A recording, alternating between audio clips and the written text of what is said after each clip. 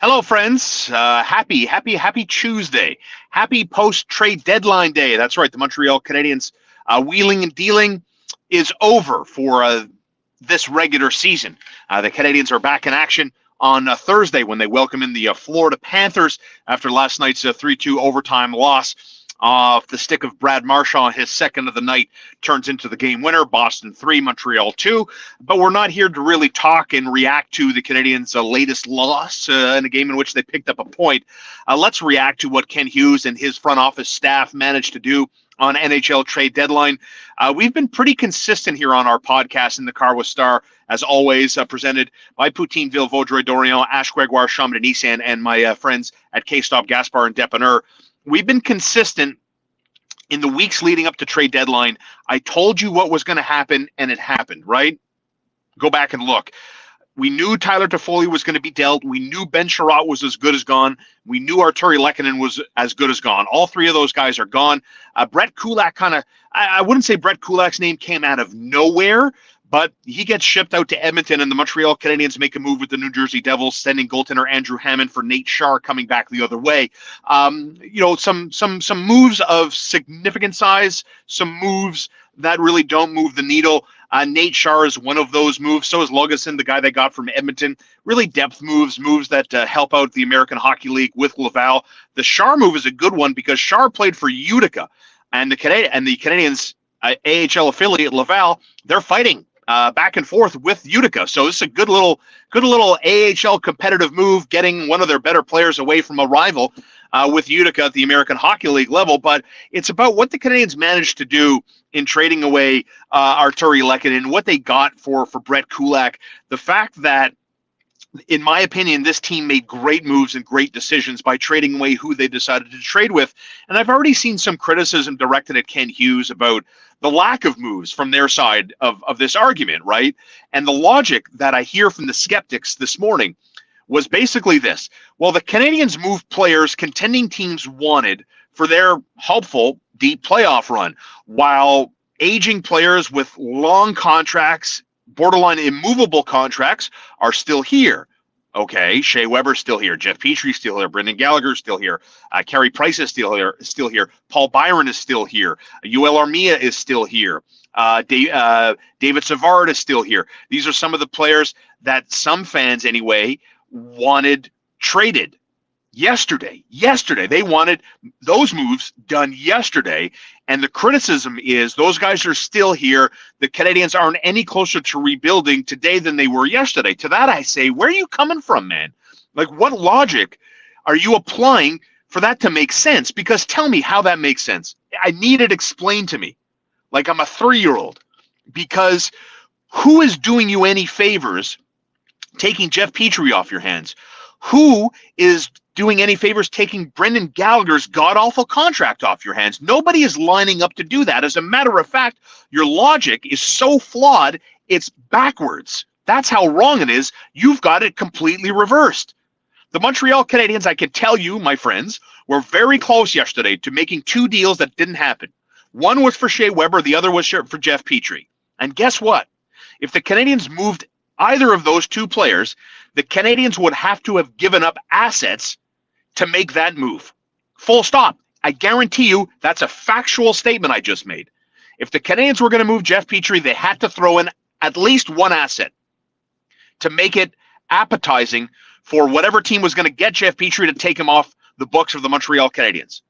And remember, the Canadiens ate 50% of Arturi Lehkonen's salary to make that move with the Avalanche, and they got Justin Barron, their prospect that they chose 25th overall in the first round, who is half a point per game player in the American Hockey League. So don't tell me the Montreal Canadiens are in the same spot they were before deadline day. They're in a much better spot to hurry up the process of getting good again, of being consistently good. Not some fluke-ass charitable berth into the playoffs. That's not what I'm talking about. I'm talking about being Tampa Bay. I'm talking about sustained success, sustained competitiveness. That's what we're talking about here. And whether you think unloading Shea Weber or Jeff Petry brought you closer on trade deadline day yesterday, I think you're totally wrong, and I don't think you know what you're talking about when it comes to transactions in the National Hockey League. I hate to be that guy. I hate to be that harsh, but we need to be grounded. We need to understand what's going on and what Kent Hughes is doing. So this is what I think is happening, okay? And we're going to talk about what's next. This is what I think is happening. The Montreal Canadiens with Nick Suzuki and Cole Caufield are looking very good at the top 6 positions. When we look defensively, this team has been and still is a train wreck. Even last season, I remember telling you guys they might have the worst defensive group in the Eastern Conference. Certainly maybe the worst in their division, certainly, right? And now, when you look at what this team is starting to do, Nick Suzuki looks very good. Cole Caufield looks brilliant, and I'll talk about him in depth in a minute. You got Justin Barron, the prospect that's now with the Montreal Canadiens, who, by the way, played with Caden Gooley. He played with Caden Gooley, World Juniors, Team Canada connection there. He's a half a point a game player in the American Hockey League. He played 2 games in the National Hockey League. And the Colorado Avalanche, who are all in to win the Stanley Cup, gave up a very good prospect of theirs. And that's what good teams to great teams do when they realize that they're close to winning the cup. They go all in. And this is, from my side of the table anyway, getting Arturi Lehkonen and who they gave up in order to get him is more or less an all-in move for me. So when you look up and down who the Canadiens might have and who they might graduate, even if they only hit on a couple of them or half of them, we're talking about a much better evolution of this team defensively, from Justin Barron to Caden Gooley to Logan Mailloux, Jordan Harris, Struble, Norlinder. I didn't even mention Alexander Romanov, who's a stud, playing 24, 25 minutes a night and getting much better under Martin St. Louis' watch. So the process of building this team has begun. And this summer, if we talk about what's next, what the priority should be for the Canadiens, for me, the priority begins with Shea Weber and unloading Shea Weber to one team and one. He's going to go to Arizona. Arizona's going to play at a college campus with 5,000 seats, and they're not even going to sell out in Arizona. What a joke of a franchise that is. And Shea Weber's contract will be acquired by the Arizona Coyotes. And I love the fact that we're turning the page on Shea Weber. Shea Weber was a fantastic Canadian. He was a huge motivator that helped this team to a Stanley Cup final last year. Okay? Full stop. The Canadiens played for Shea Weber. They knew Shea Weber's last run was last year. They knew it. They knew it. And they did everything in their power to get him to a Stanley Cup final. Mission accomplished. And for me, it's important to turn the page on Shea Weber. I don't like the way his time with Montreal ended. I think I've been clear on that. I don't like the fact that he put a lot of distance between him and the organization. Why? And there's a lot of information we're not privy to, but on the surface, this guy was sold to this fan base as the Man Mountain, the man that breathes and shits character 24/7. He's the Man Mountain, Captain Canada. He's all those things. He's Shea bleeping Weber, right? So a man with those characteristics, with that level of integrity, with that level of credibility across the board, why wasn't he here? Why? Even if we give him the benefit of the doubt that the doctor said, no, Shea, you got to stay home. You got to stay home, no travel, for whatever reason. I don't care, whatever reason. Give him the benefit of the doubt that he did that he stayed home, he stayed there. Eventually, he got healthy. Remember, he went to the Seahawks game. And then when the Canadiens were out west, Shea Weber was right there for a free meal on rookie night in Vancouver. Shea Weber was there. Why didn't he be around the team when he was healthy and cleared to be with the team? You're telling me a team that was so lost under Dominic Ducharme was so lost under Dominic Ducharme that a guy like Shea Weber couldn't be a galvanizing force for this team? Like, how many players have you heard in the last 2 weeks tell you breath of fresh air? Jake Allen said it after the loss last night. A new sense of life. What? My God. Dominic Ducharme was that bad. So you're telling me that Shea Weber couldn't help in those categories? So that's a long way for me to tell you the shine on Shea Weber wore off for me, okay? So that's the angle I come from you at. I think it's time to turn the page, time to name a new captain. We can debate that certainly on this program, and we will as we get closer to it. But let's start taking an eraser to history. And that brings me to Cole Caufield, okay? Like we were talking on the TSN 690 morning show, myself and Connor McKenna, Hopefully you join us 6 to 10 weekdays on TSN 690. I think it's a great show. Do the Canadiens have anybody right now that we can look at and say, you know what? It's a matter of time before one, two, none of these players on this roster will be top 10 in NHL scoring, right? So, like, if you look at the NHL standings and the stats page today, you've got McDavid, you've got Draisaitl, you've got Jonathan Huberdeau, and down the list you go of Nate McKinnon, obviously, of superstar players in the National Hockey League, putting up big points, right? So when I ask you the question right now, do the Montreal Canadiens have a single player on their current roster that you think could be in the top 10 in NHL points next year? Yes. The answer is yes. They might actually have two. One of them is Cole Caufield. Now, granted, small sample size.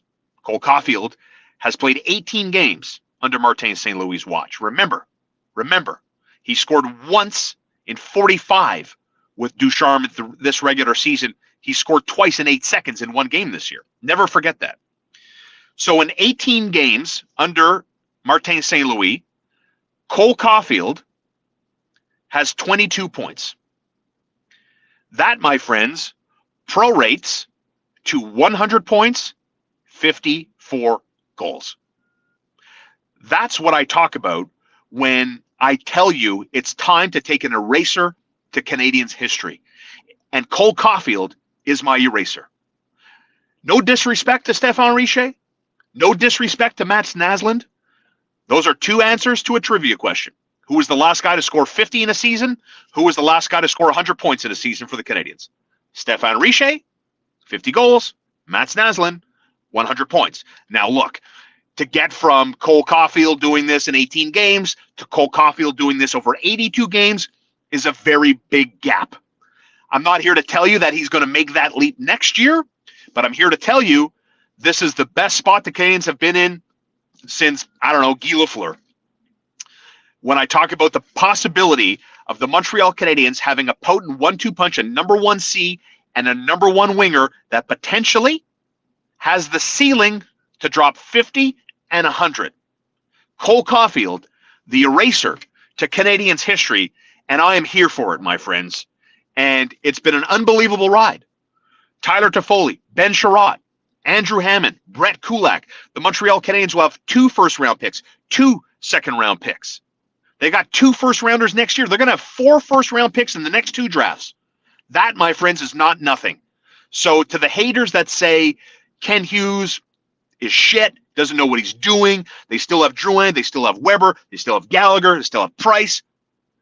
The Canadiens would not have 4 first-round picks in the next 2 drafts if they traded away all those players that you guys want gone. And maybe, just maybe, Gallagher will go this summer. Drouin will go this summer. Weber, I'm convinced, is gone. Petrie, I'm convinced, is gone. Petrie was going to go yesterday. Petrie was traded yesterday. Ken Hughes didn't want to throw in assets to make the move happen, and I love it. I love it. You know what? I'm done. Jeff Petrie, to me, is not a Canadian. And as soon as they can get rid of him, the better off they'll be. But it's still business. Don't make this personal.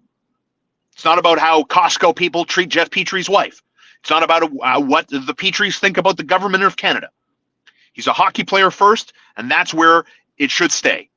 And when you can dump the salary and move Jeff Petrie from the equation, who I think is not right for the room, not right for this team, my opinion only, then you make that move. But not at the sake of giving up assets just to get Jeff Petrie away.